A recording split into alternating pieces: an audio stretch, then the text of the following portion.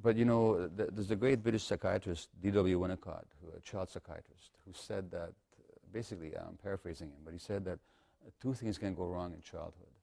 One is when bad things happen that shouldn't happen. And that's the trauma, the abuse, the exploitation. But then he says,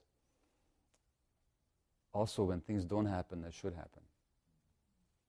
In other words, a child may not have been beaten, sexually abused, or overtly neglected. But what if he didn't get the emotional attunement, attention that he needed? What if he's a sensitive child whose emotions were never listened to? Now, people don't remember what didn't happen. People may recall what happened, but they won't recall what didn't happen.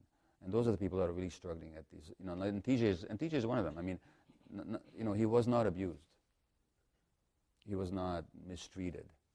Not that everything was perfect in his home, but it was mostly what didn't happen in TJ's home, I believe, that created the difficulties.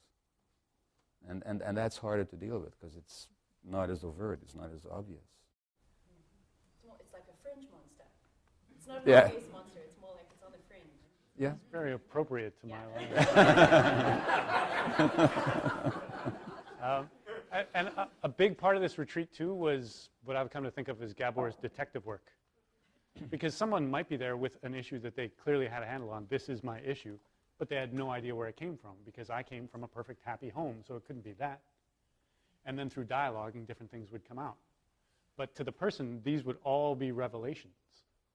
Like, they just had no idea that these things that they'd stopped thinking of, or just had never even considered, were part of their psychological makeup, and part of what drove them to stick their finger down their throat, or to do any number of different things.